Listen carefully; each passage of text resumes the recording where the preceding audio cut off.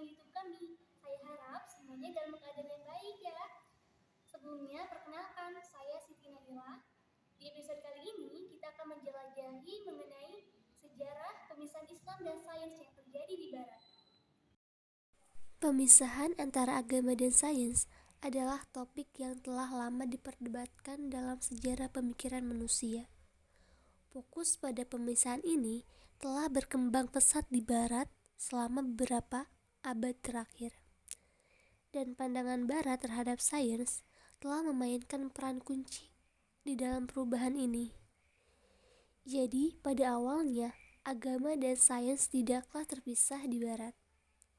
Pemikiran klasik Yunani dan pandangan Kristen justru memiliki hubungan erat antara kepercayaan agama dan upaya pemahaman tentang alam semesta.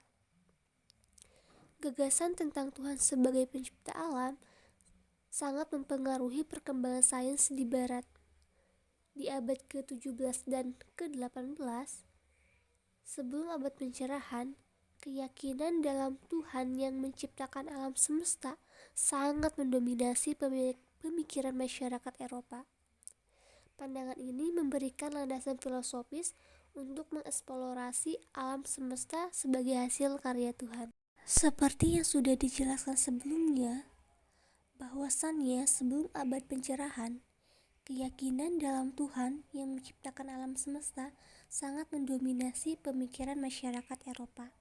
Yang pertama, pemahaman tentang hukum alam.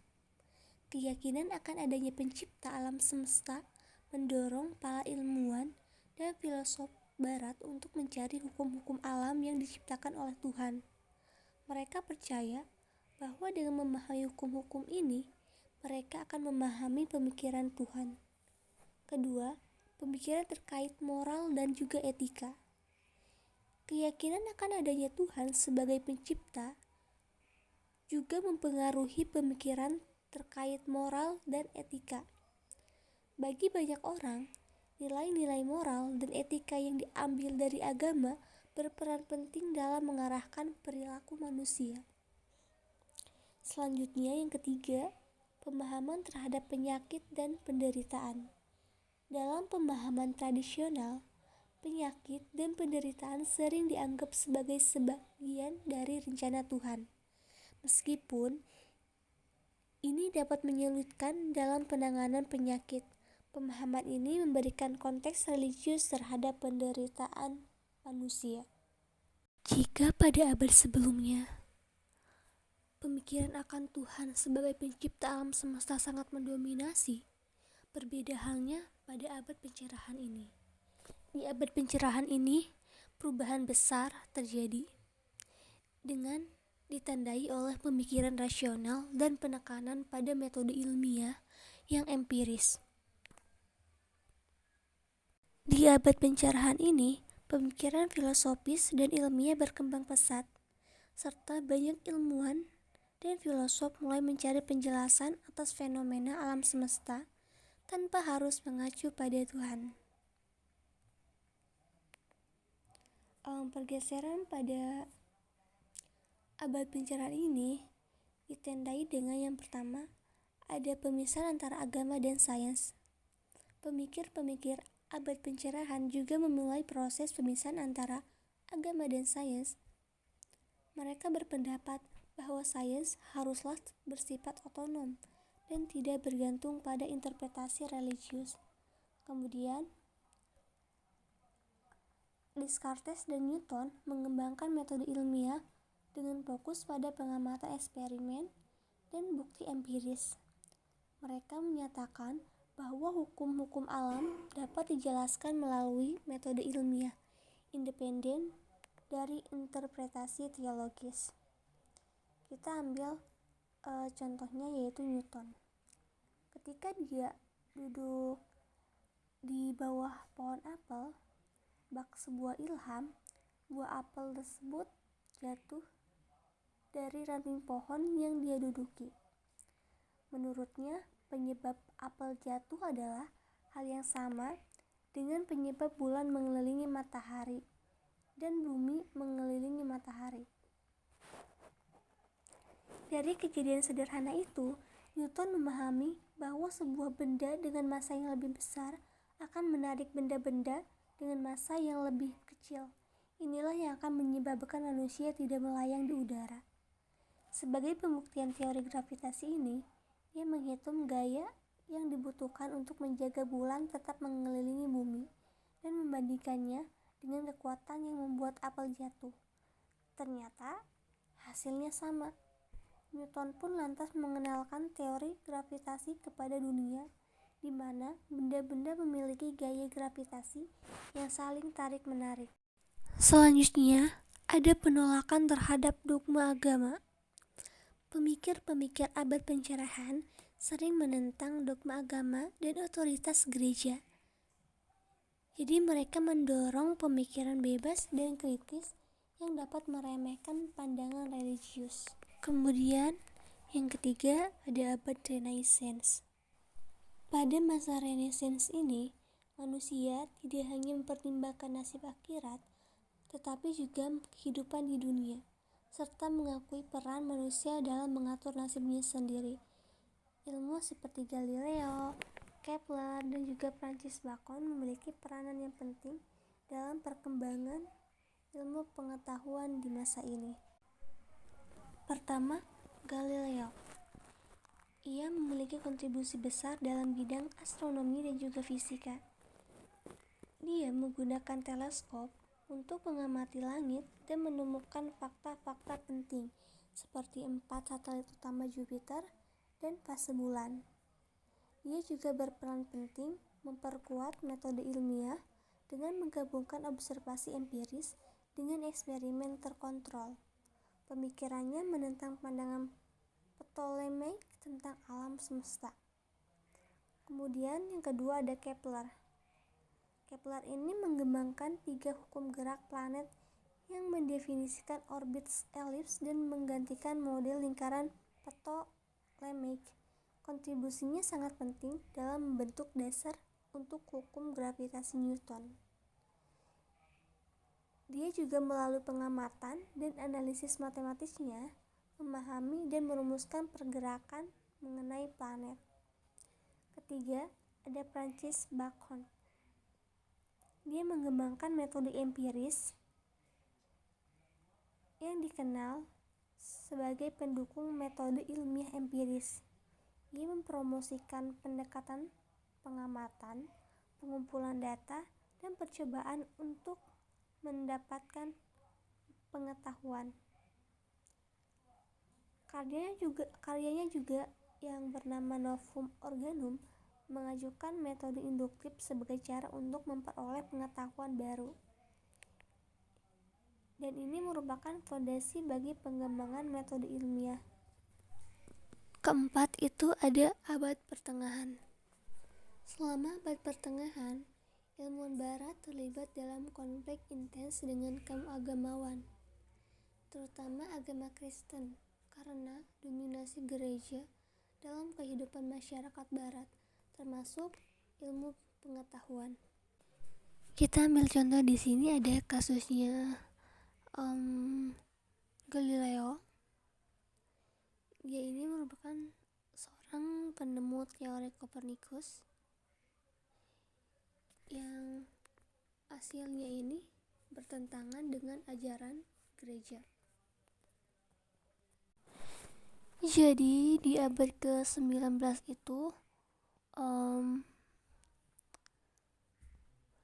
terjadi sebuah konflik di dalam pengadilan terhadap Galileo pada tahun 1633. Galileo mengusulkan teori Kopernikus yang menyatakan bahwa bumi dan planet-planet berputar mengelilingi matahari. Ini disebut model heliocentris. Sementara ia menolak teori Ptolemaus yang menyatakan bahwa matahari dan planet-planet bergerak mengelilingi bumi, atau disebut dengan model geosentris. Teori heliocentris ini berlawanan dengan pandangan kitab suci yang menganggap bahwasannya bumi sebagai pusat alam semesta. Hal ini berarti Teori Kopernikus bertentangan dengan ajaran gereja.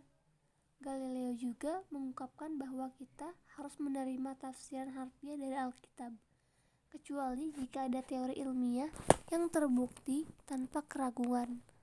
Pandangan ini membuat Galileo akhirnya dihukum oleh gereja, yaitu penjara seumur hidup, dan baru dibebaskan dari segala tuduhan setelah 400 tahun kemudian.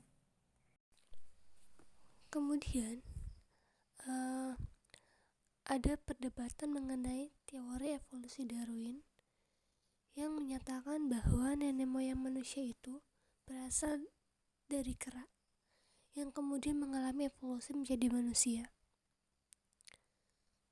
Pandangan ini dianggap tidak benar karena bertentangan dengan Al-Quran yang menyatakan bahwa manusia pertama yang diciptakan oleh Allah Subhanahu wa Ta'ala adalah Nabi Adam, bukan kera seperti yang diusulkan oleh Darwin. Jika kita menerima pandangan bahwa nenek moyang manusia adalah kera, maka hal ini dianggap sebagai tindakan merendahkan derajat manusia. Karena kita semua tahu bahwa manusia adalah makhluk yang berakal, yang berbeda dengan kera yang tidak memiliki kemampuan berakal, karena kera adalah hewan. Penafsir harfiah dari kitab suci juga cenderung memandang bahwa teori evolusi Darwin bertentangan dengan keyakinan agama. Sebaliknya, ilmuwan ateis mengklaim bahwa bukti-bukti ilmiah yang mendukung evolusi Darwin tidak sejalan dengan kepercayaan agama.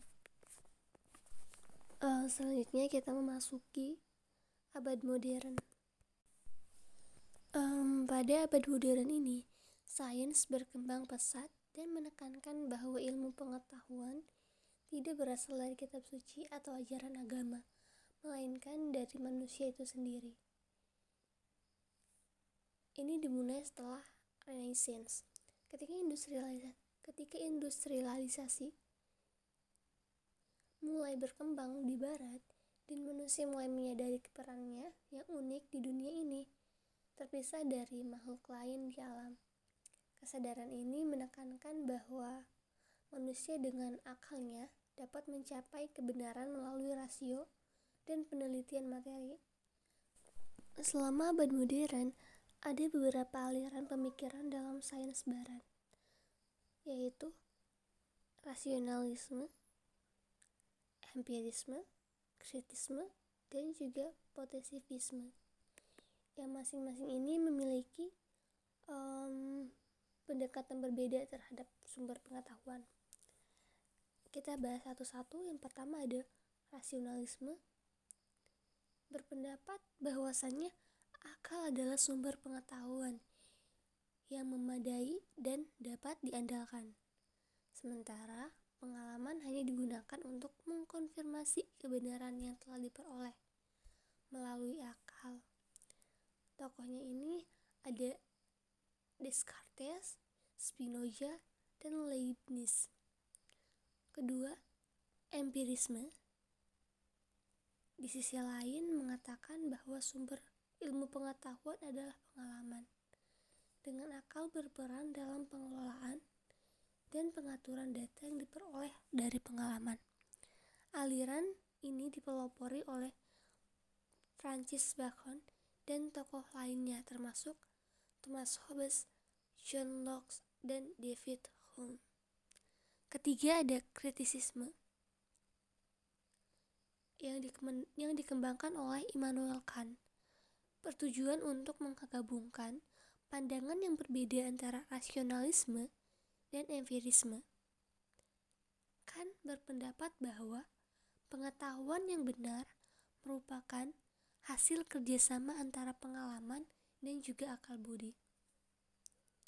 Yang keempat ada positivisme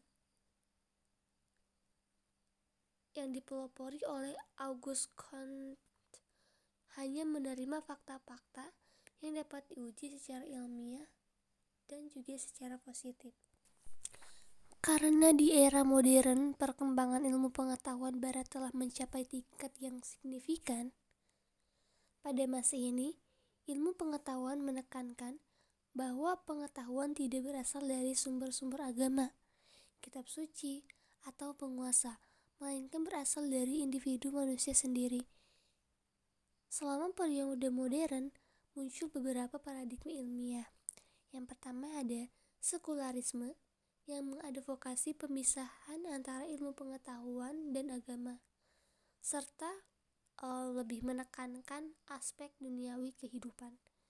Yang kedua ada materialisme, menyatakan bahwa segala sesuatu dapat dijelaskan melalui materi fisik dan menolak hal-hal non-fisik. Yang ketiga ada positivisme, yang mendewakan ilmu pengetahuan empiris sebagai satu-satunya sumber pengetahuan yang benar dan menolak nilai-nilai metafisis. Keempat ada hedonisme, yang mengedepankan kenikmatan materi sebagai tujuan utama hidup dan kebahagiaan. Terima kasih sudah menonton videonya ya. Jangan lupa komen dan like. Terima kasih.